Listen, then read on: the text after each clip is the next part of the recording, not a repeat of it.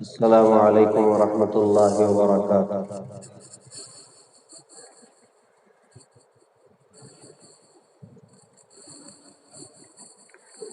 الحمد للہ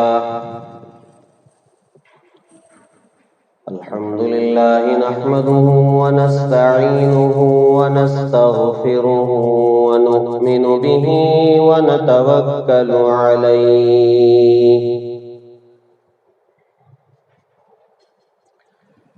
ونعوذ باللہ من شرور انفسنا ومن سیئات اعمالنا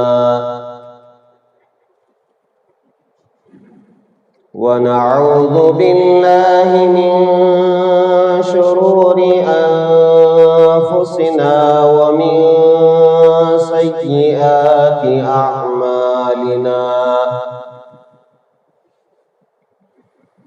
من يهده الله فلا مضل له ومن يضلله فلا هادي له ونشهد أن لا إله إلا الله وحده لا شريك له ونشهد أن سيدنا ونبينا ومولانا محمدا عبده ورسوله الذي أرسل بالحق بشيرا ونذيرا وداعيا إلى الله بإذنه وسراجا منيرا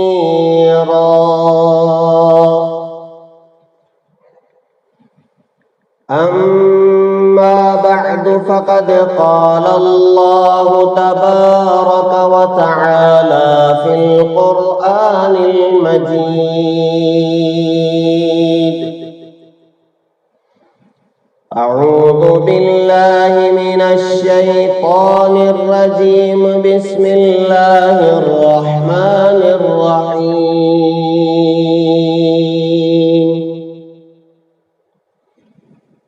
يا أيها الرسل كلوا من الطيبات واعملوا صالحا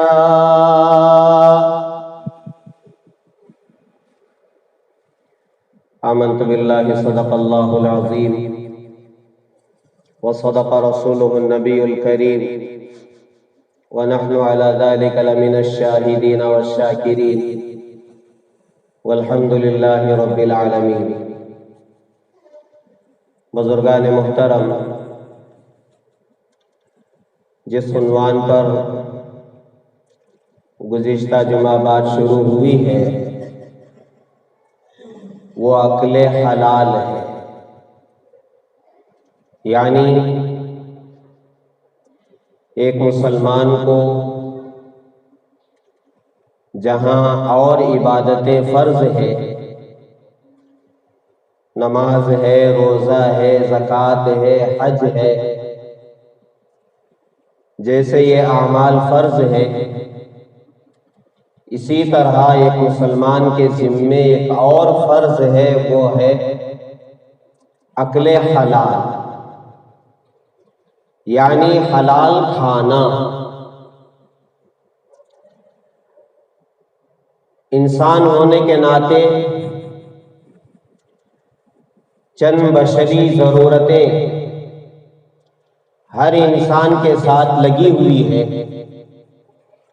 جس کا پورا کرنا اس کے لیے ضروری اور لازم ہے، اس کے بغیر زندگی چل نہیں سکتی، باقی نہیں رہ سکتی۔ ان میں ایک کھانا اور پینے کا عمل ہے۔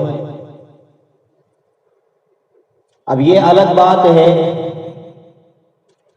کہ روزانہ کتنی مرتبہ کھانا چاہیے، لیکن جتنی مرتبہ بھی کھائے حلال کھانا ضروری ہے۔ علاقوں کے اعتبار سے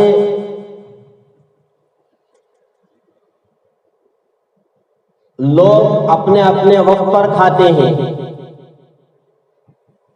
ہمارے علاقے میں کرناٹک میں مشہور ہے 3 وقت کا کھانا۔ آپ یو پی طرف چلے جائیں، وہاں 2 وقت کا کھانا ہے۔ ناشتے کا وہاں کوئی تصور نہیں ہے، اسی لیے وہاں کے لوگ ہم لوگوں کو کہتے ہیں کہ وہاں یو پی میں ناشتہ بقدر بادام ہوتا ہے تو یہاں ہمارے کرناٹک میں بقدر گودام ہوتا ہے۔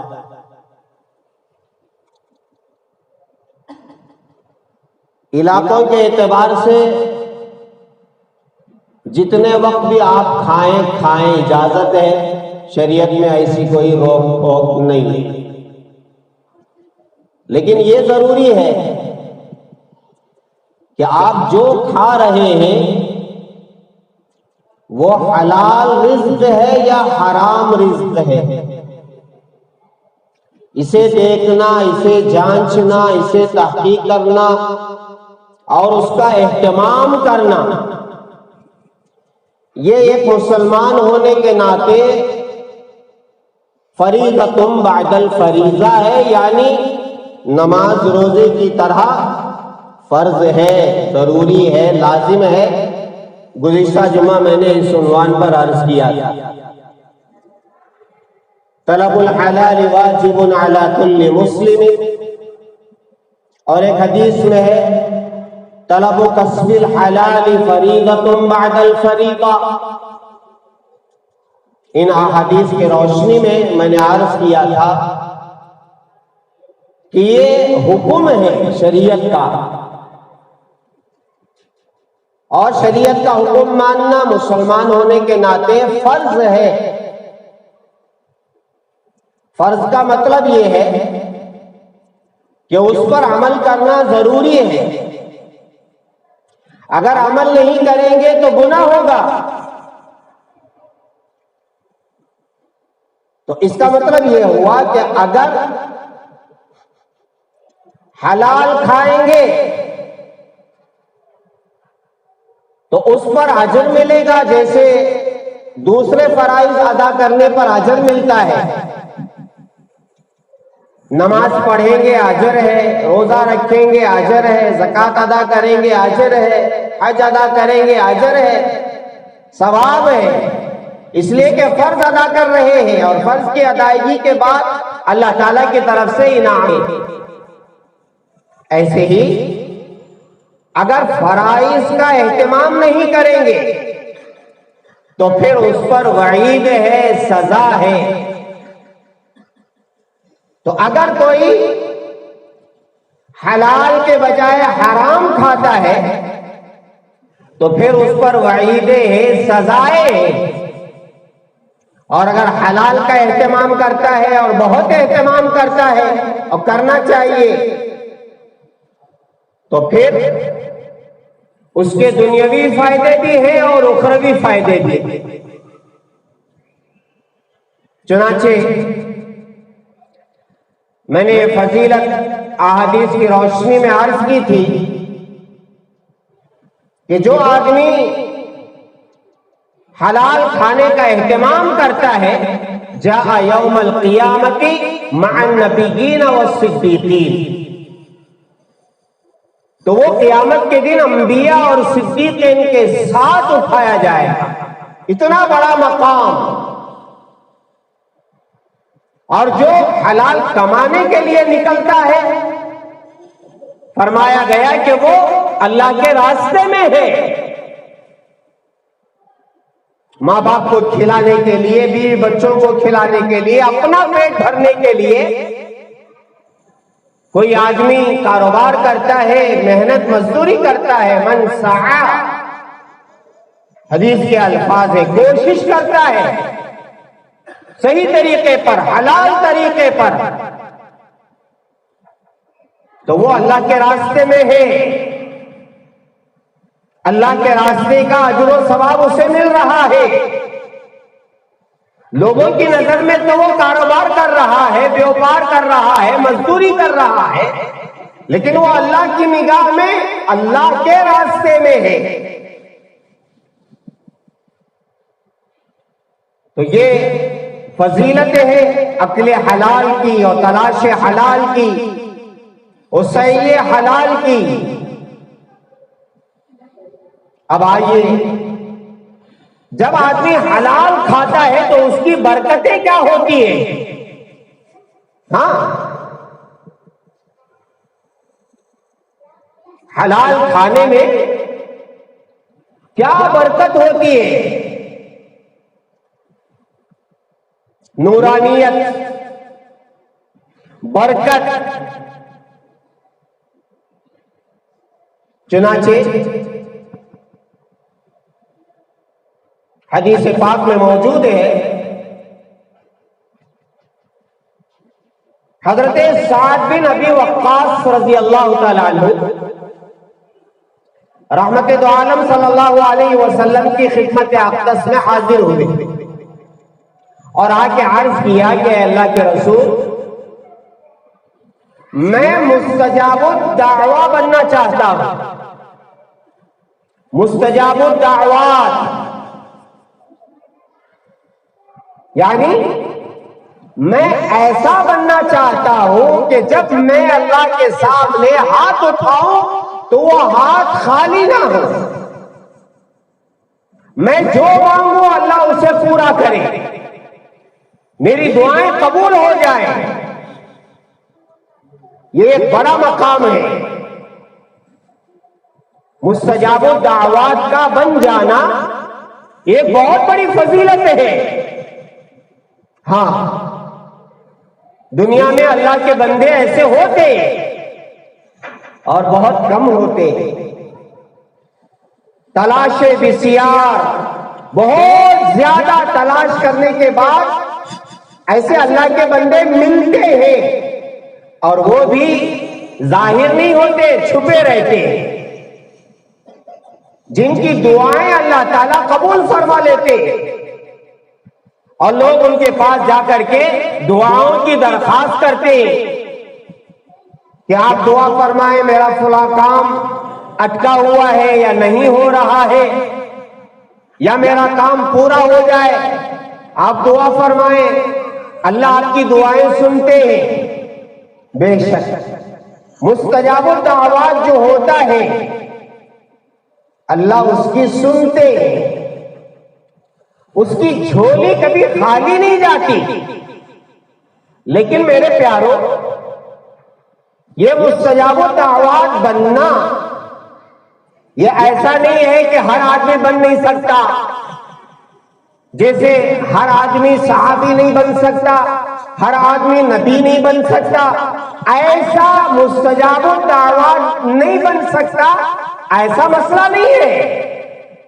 ہم میں سے ہر ایک مستجاب الدعوات بن سکتا ہے، ہماری دعائیں اللہ تعالیٰ قبول کریں گے، لیکن کب کریں گے؟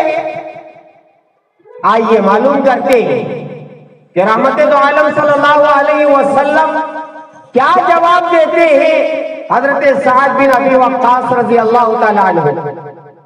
جو جواب اللہ کے رسول علیہ السلام حضرت سعد بن ابی وقاص رضی اللہ تعالیٰ عنہ کو دیں گے، وہی جواب میرے لیے ہے، آپ کے لیے ہے، اور ساری امت کے لیے ہے، اور قیامت تک آنے والے سارے انسانوں اور مسلمانوں کے لیے۔ آپ نے فرمایا،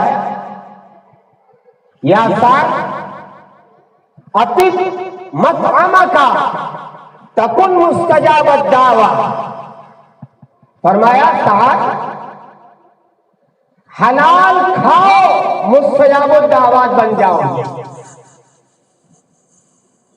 حلال کی برکت، حلال کے اثرات کیا ہوں گے؟ آدمی اللہ تعالیٰ کی نظر میں قبول ہو جائے گا، اور پھر جب بھی وہ ہاتھ اٹھائے گا، اللہ میرا کام، فلاں کا کام، فلاں کا کام، فلاں کی بیماری، فلاں کی حاجتیں، اللہ تعالیٰ اس کی مرادیں، اس کی دعائیں، اس کا بول قبول کریں گے۔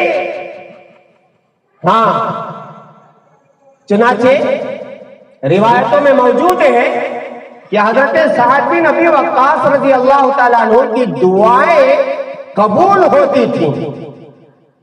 لوگوں میں مشہور ہو گیا تھا کہ حضرت سعد بن ابی وقاص رضی اللہ تعالیٰ عنہ کی دعائیں قبول ہوتی ہیں، آپ مستجاب الدعویٰ ہیں۔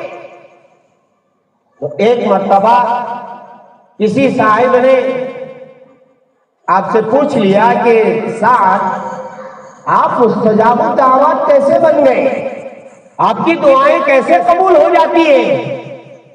تو حضرت سعد بن ابی وقاص رضی اللہ تعالیٰ عنہ نے فرمایا کہ میں حلال کھانے کا اہتمام کرتا ہوں، میرے پیٹ میں کوئی حرام لقمہ نہیں جاتا، میں اس کا اہتمام کرتا ہوں کہ میرے پیٹ میں کوئی حرام لقمہ نہ جائے، حلال لقمہ میرے پیٹ میں جائے،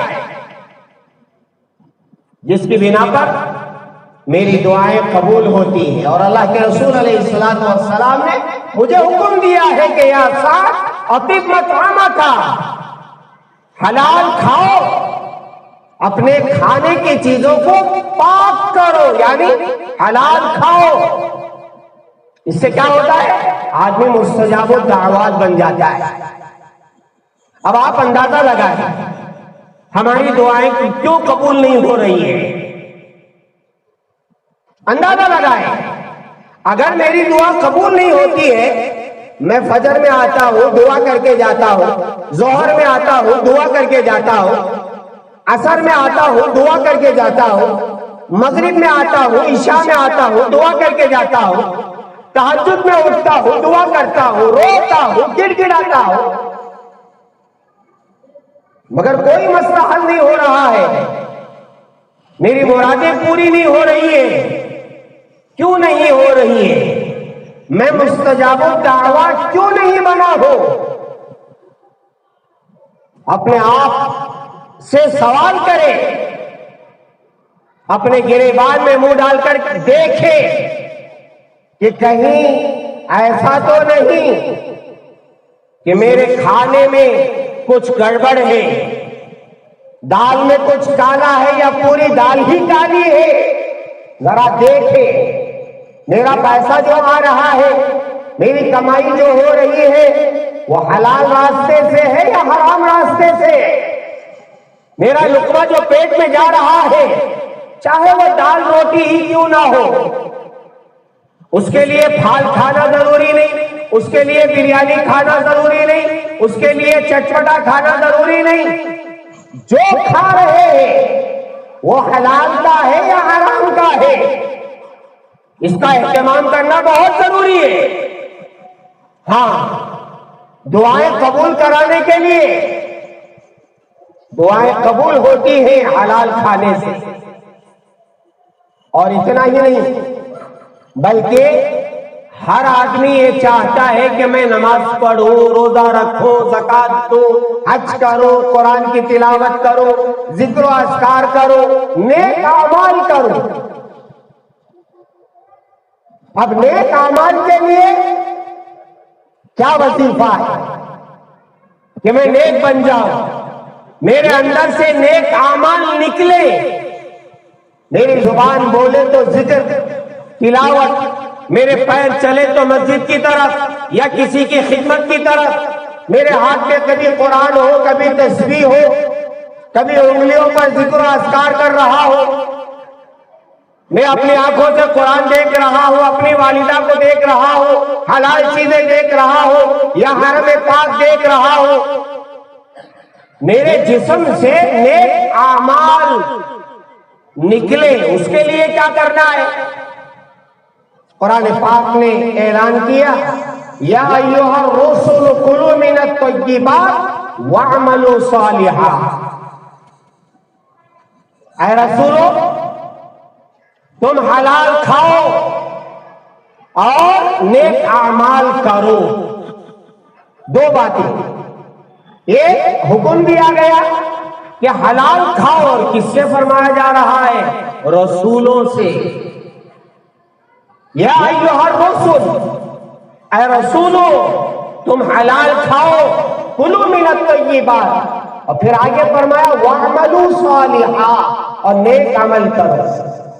حضرات مفسرین اکرام نے فرمایا پہلے نیک اچھا کھانے کا حکم دیا گیا ہے، بعد میں نیک اعمال کرنے کا حکم دیا گیا ہے. اس سے معلوم ہوا کہ نیک اعمال کرنے کے لیے حلال کھانا ضروری ہے. حلال کھائیں گے تو اس کی برکت سے نماز پڑھنے کا شوق ہوگا، ذکر کرنے کا شوق ہوگا، تلاوت کرنے کا شوق ہوگا، حج کو جانے کا شوق ہوگا، مال اللہ کے راستے میں خرچ کرنے کا شوق ہوگا، کسی غریب یتیم کی مدد کرنے کا شوق ہوگا، کچھ وقت مسجد میں بیٹھنے کا شوق ہوگا. نیک اعمال کے لیے حلال روزی شرط ہے. حلال کھائیں گے تو ہی نیک اعمال کر سکیں گے. اگر حلال نہیں کھائیں گے تو پھر میرے پیاروں میں عرض کروں گا آگے. تو اللہ کے رسول علیہ الصلوۃ والسلام سے، یعنی رسولوں سے، یا ایھا الرسل کلوا من الطیبات واعملوا صالحا. اب اللہ کے رسول علیہ الصلوۃ والسلام کا عمل دیکھیے، آپ کیسے اہتمام کرتے ہیں حلال کھانے کے لیے اور حلال پینے کے لیے. حدیث میں حضرت شداد بن اوس رضی اللہ تعالیٰ عنہ کی بہن ام عبداللہ ایک مرتبہ بکری کا دودھ نکال کر کے رحمت دو عالم صلی اللہ علیہ وسلم کی خدمت میں بھیجتی کسی کے ذریعے کہ یہ دودھ لے جاؤ، لے جا کر کے اللہ کے رسول علیہ الصلوۃ والسلام کی خدمت میں پیش کر. اتفاق اس دن اللہ کے رسول علیہ الصلوۃ والسلام روزے سے ہیں اور یہ افطار کے وقت میں بھیج رہی ہے، اور فرماتے ہیں کہ دن بھی ذرا لمبا تھا اور گرمی بھی بہت سخت تھی. روزہ لمبے دن کا روزہ اور گرمی بھی سخت، اس لیے ام عبداللہ دودھ نکال کر کے رحمت دو عالم صلی اللہ علیہ وسلم کی خدمت میں بھیجتی ہے. اور آج بھی عورتیں افطار کے وقت میں کچھ بھی بھیجتی ہے اور بہت کچھ بھی بھیجتی ہے. بھیجتی کہ نہیں بھیجتی؟ اب تو کم ہو گیا ہے. ہمارے بچپن میں ہم لوگ باسن لے کر کے مسجد چلے جاتے ہیں. راشن آئے گا، راشن کوئی لا رہا ہے پپیتا ڈال رہا ہے، کوئی لا رہا ہے موز ڈال رہا ہے، اور کوئی لا رہا ہے چیرے کے ٹکڑے کر کے ڈال رہا ہے. افطار کے وقت میں گھر گھر سے توشے آتے تھے. یہ اسوں سے چلا آ رہا ہے افطار کے وقت میں کچھ بھیجنا. ام عبداللہ رحمت دو عالم صلی اللہ علیہ وسلم کی خدمت میں دودھ بھیجتی ہے. آپ کی خدمت میں وہ دودھ پیش کیا جاتا ہے تو آپ فوراً اس دودھ کو نہیں پیتے. اب دیکھیں آپ کا عمل، آپ کا احتیاط. اس لانے والے سے پوچھتے ہیں کہ پہلے یہ معلوم کر کے آؤ کہ یہ دودھ کہاں سے آیا ہے. اب وہ جو لے کر آئے تھے واپس گھر گئے. ام عبداللہ سے جا کے عرض کیا کہ رحمت دو عالم صلی اللہ علیہ وسلم یہ تحقیق کر رہے ہیں کہ یہ دودھ کہاں سے آیا. ام عبداللہ نے بتایا کہ میرے گھر میں بکری ہے، اس کا دودھ میں نکال کر کے آپ کی خدمت میں بھیجی تھی۔ اب یہ گئے اور جا کر کے اللہ کے رسول علیہ السلام سے عرض کیا کہ اللہ کے نبی، یہ دودھ ان کی بکری کا ہے، اب بھی آپ قبول نہیں کرتے، پھر بھیجتے ہیں کہ جا کے پوچھ کے آؤ کہ بکری کہاں سے آئی، کیسے آئی، کس کی ہے بکری، اور پھر قاصد جاتے اور جا کر کے معلوم کرتے ہیں کہ یہ سوال ہو رہا ہے دربار رسالت سے کہ یہ بکری کہاں سے آئی۔ ام عبداللہ فرماتی ہے کہ میں نے اس کو خریدا ہے، میری اپنی ذاتی بکری ہے، میرا مال ہے، میں نے خریدا ہے۔ تو پھر وہ جاتے ہیں اور کہتے ہیں کہ اللہ کے حبیب، انہوں نے اس کو خریدا ہے، ان کی اپنی بکری ہے۔ آپ کو اطمینان ہو جاتا ہے کہ ان کی اپنی خریدی ہوئی بکری کا دودھ انہوں نے نکال کر کے بھیجا ہے، تو پھر یہ میرے لیے حلال ہے۔ دیکھا آپ نے کتنا احتیاط۔ اچھا سنو، ام عبداللہ دوسرے دن رحمت دو عالم صلی اللہ علیہ وسلم کی خدمت میں جاتی ہے اور جا کر کے پوچھتی ہے کہ اللہ کے حبیب، میں کل دودھ دے کر کے بھیجی تھی، آپ پیے لیں اور یہ سوالات۔ تو آپ صلی اللہ علیہ وسلم فرماتے ہیں کہ ہاں، رسولوں کو پاک مال کھانے کا حکم دیا گیا ہے اور نیک اعمال کرنے کا حکم دیا گیا ہے۔ رسولوں کو یہ حکم دیا گیا ہے، یا ایھا الرسل کلوا من الطیبات واعملوا صالحا۔ جب رسولوں کو حلال کھانے کا حکم دیا گیا ہے تو پھر میں احتیاط تحقیقات کیے بغیر کیسے کھا سکتا؟ دیکھا آپ نے کون سی ہستی، رحمت دو عالم صلی اللہ علیہ وسلم ہاں احتیاط برت رہے ہیں، اور یہ ضروری ہے، ہم میں سے ہر ایک پر ضروری ہے، اس لیے کہ کھانے کا مسئلہ ایسا ہے وہ ہر ایک کی ضرورت ہے۔ جب ضرورت ہے تو اس میں احتیاط برتنا لازمی، ضروری اور فرض۔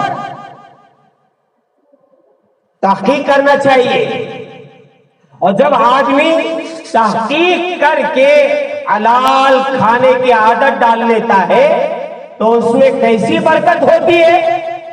سنو، حضرت تھانوی رحمت اللہ علیہ اپنے زمانے کا ایک واقعہ عرض کرتے ہیں کہ دارالعلوم دیوبند میں حضرت مولانا یعقوب صاحب رحمت اللہ علیہ کے زمانے میں بڑے اللہ والے مولانا یعقوب صاحب غالباً حضرت تھانوی رحمت اللہ علیہ کے اساتذہ میں سے، فرماتے ہیں کہ ایک مزدوری کرنے والا، اس نے ارادہ کیا کہ میں کچھ مال جمع کر کے ان بزرگوں کی خدمت میں لے جا کر کے پیش کروں گا۔ ایسی نیت ہمیں سے بھی ہر ایک کی ہونا چاہیے، کچھ مال ہم جمع کریں اور لے جا کر کے بزرگوں کی خدمت میں پیش کریں۔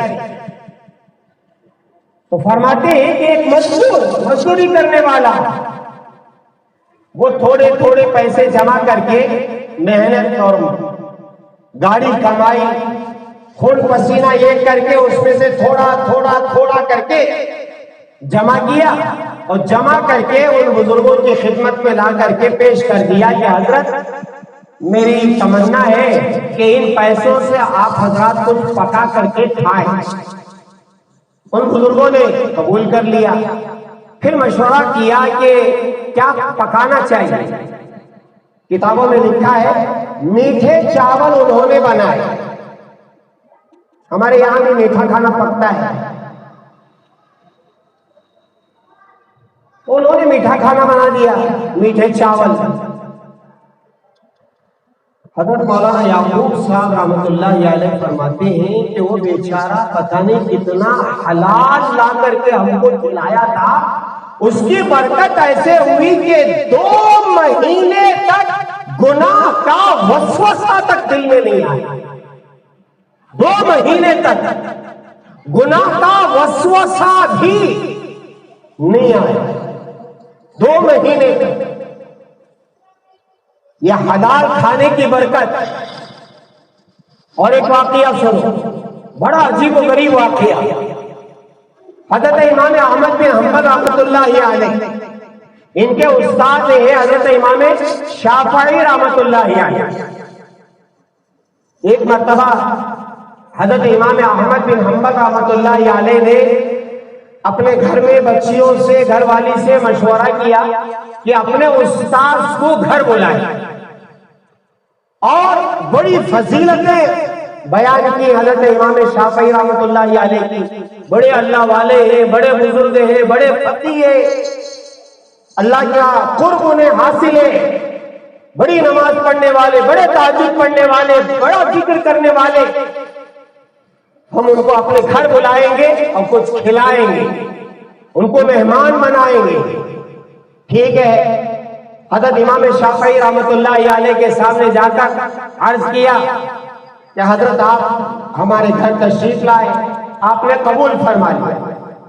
جس دن آنا تھا اس دن گھر والے سارے گاؤں سے باہر آئے آپ کا استقبال کرنے کے لیے، جیسے لوگ ایئرپورٹ جاتے ہیں، بس اسٹینڈ جاتے ہیں یا ریلوے اسٹیشن جاتے ہیں لینے کے لیے بزرگوں کو۔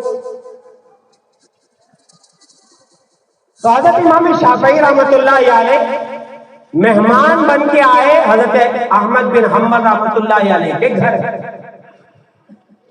رات کا وقت، دسترخوان بچھایا گیا۔ جب کھانے کے لیے بیٹھے ہیں تو حضرت امام شافعی رحمۃ اللہ علیہ دسترخوان میں بس کھاتے جا رہے ہیں، کھاتے جا رہے ہیں، کھاتے جا رہے ہیں۔ اب میزبانوں کو ذرا شک ہوا کہ ہم نے سنا تھا بڑے اللہ والے، اور اللہ والے تو ذرا تھوڑا تھوڑا کھاتے، 2 روٹی کھا لی، آدھی روٹی کھا لی، 2-4 لقمے کھا لیے، لیکن یہ بس کھاتے جا رہے ہیں، کھاتے جا رہے ہیں، کھاتے جا رہے ہیں۔ لیکن تھے مہمان، اب فوراً مہمان کے سامنے کچھ کہا نہیں جاتا، بچیاں بھی خاموش، حضرت امام احمد بن حنبل رحمۃ اللہ علیہ بھی خاموش۔ حضرت کھا رہے ہیں تو بہرحال مہمان کو کھلانا چاہیے۔ اب کھانے سے فارغ ہو گئے، اب سونے کے لیے بستر تیار، اور اس زمانے میں بستر کے پاس پانی رکھا جاتا تھا تاکہ رات میں اٹھیں گے تو تہجد پڑھیں گے، تو تہجد کے لیے وضو کی ضرورت پڑتی ہے، تو پانی رکھ دیا گیا۔ حضرت امام احمد بن حنبل رحمۃ اللہ علیہ نے حضرت سے فرمایا کہ حضرت یہ بستر ہے، آپ کا آرام فرما لیں، اور یہ پانی ہے صبح میں وضو کے لیے۔ ٹھیک ہے، ادھر چلے گئے حضرت احمد بن حنبل رحمۃ اللہ علیہ۔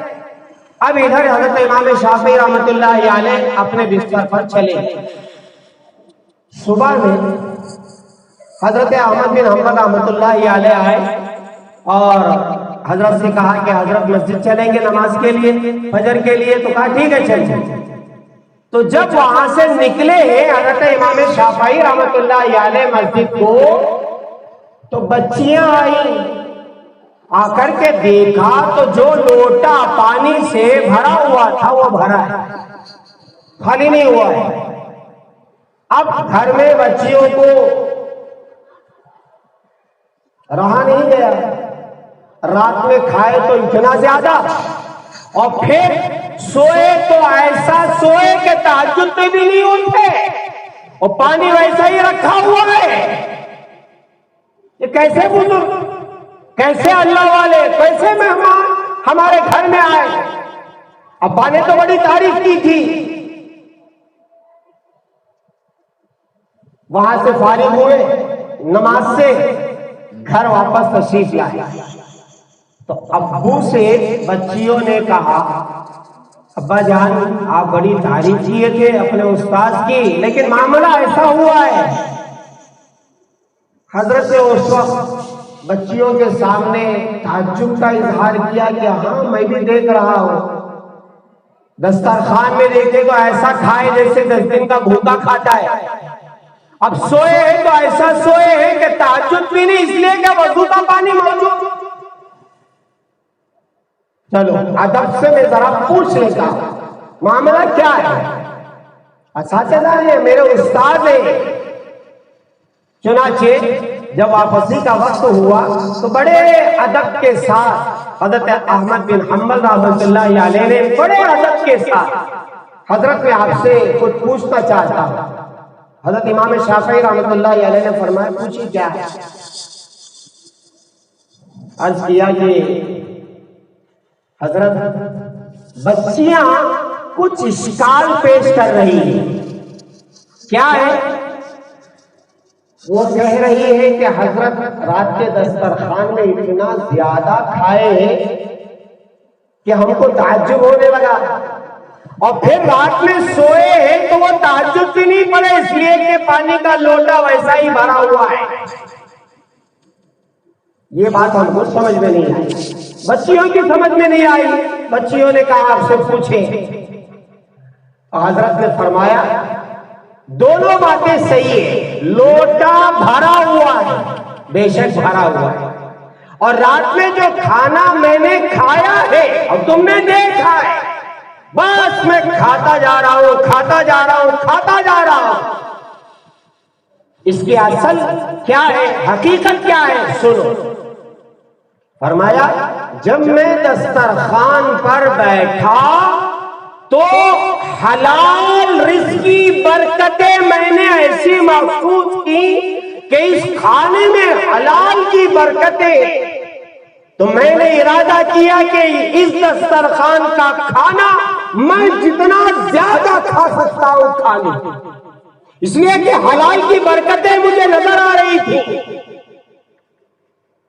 میں نے خوب پیٹ بھر کے کھایا تاکہ یہ حلال روزی میرے اندر خوب جائے، خوب جائے، خوب جائے۔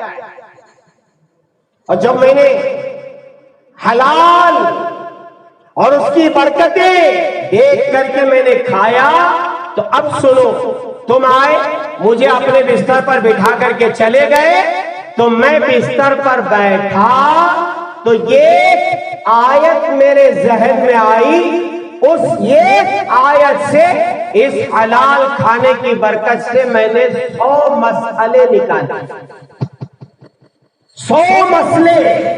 اس آیت سے یہ مسئلہ بھی نکلتا ہے، اس آیت سے یہ مسئلہ بھی نکلتا ہے، اس آیت سے یہ مسئلہ بھی نکلتا ہے، ایسے 100 مسئلے میں نے پوری رات بیٹھ کر کے نکالے اور لکھے، جس کی بنا پر میرا وضو بھی نہیں ٹوٹا اور مجھے ضرورت نہیں پڑی اس لوٹے کے پانی۔ میں اسی عشاء کے وضو سے تہجد بھی پڑھا، اسی عشاء کے وضو سے میں نے ایک آیت سے 100 مسئلے نکالے، اور پھر اسی وضو سے میں آپ کے ساتھ جا کر کے فجر بھی پڑھا۔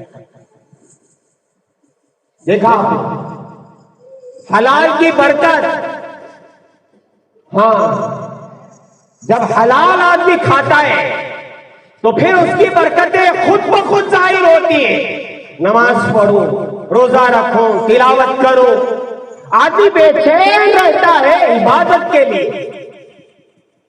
ہاں، اس کے بالمقابل اگر حرام کھاتا ہے آدمی، اس کی نحوست ہی نحوست ہے، بڑی نحوستیں۔ اب وہ نحوستیں کیا ہیں انشاءاللہ میں تفصیل سے آئندہ جمعہ عرض کروں۔ بہت ساری باتیں، اس لیے کہ حرام کے مسئلے میں بہت ساری چیزیں آ جاتی ہیں، سود کا پیسہ بھی آ جاتا ہے، اور دھوکے سے کمایا ہوا پیسہ بھی آ جاتا ہے، اور جھوٹ بول کر کے کمایا ہوا پیسہ بھی آ جاتا ہے، اور بیان کا سود بھی اس میں آ جاتا ہے۔ اور پھر اسی طریقے سے آج کل جو محلے محلے میں بلا پھیلی ہوئی ہے سنگا، ہاں یہ سارے حرام مال میں آتے، اور صرف اتنا نہیں بلکہ ماشاءاللہ ایک دوست کو فون کرتا ہے، کیا با خالی ہے؟ ہوں با خالی ہوں، کیا خیصہ کہاں جانا؟ ولی میں جا کے گیا، مجھے بولے نہیں نا، ہنجے بول کو ہی آتا۔ ایک کو بلاتے ہیں، 4 دوست جا کر کے کھا کے آ جاتے۔ میں عرض کروں بنگلور شہر میں بہت زیادہ ہے، ایک کو بلاتے ہیں، 4 ساتھ میں جا کر کے کھا کے آ جاتے ہیں، سمجھتے ہیں کہ ان کو بلائے ہیں، ان کے ساتھ میں تو فیلی بن کے جا کے کھا کے آ جاتا ہوں۔ یہ بھی حرام ہے۔ میں بتاؤں گا انشاءاللہ کون کون سی چیزیں حرام میں داخل ہو جاتی ہیں، جن کا کھانا ولیمے کے نام پر، عقیقے کے نام پر، اور پھر نکاح کے نام پر دعوتیں کھا لینا، یہ کتنا بڑا گناہ ہے اور حرام جو ہمارے پیٹ میں جا رہا ہے، جس کی وجہ سے ہمیں گھریلو پریشانیاں اور کیا کیا اس کے نقصانات ہیں۔ انشاءاللہ زندگی باقی رہی تو آئندہ جمعہ عرض کیا جائے گا۔ دعا فرمائے اللہ تبارک و تعالی ہم تمام کو رزق حلال کھانے کی توفیق عطا فرمائے، اس کے لیے کوششیں کرنے کی توفیق عطا فرمائے، اور احتیاط برت کر ہر لقمے کو حلال طریقے سے حاصل کر کے اسے کھانے، اور اپنے بیوی بچوں اور ماں باپ رشتے دار جسے بھی ہم کھلاتے ان کو حلال طریقے پر کھلانے کی توفیق عطا فرمائے۔ وآخر دعوانا الحمدللہ رب العالمین۔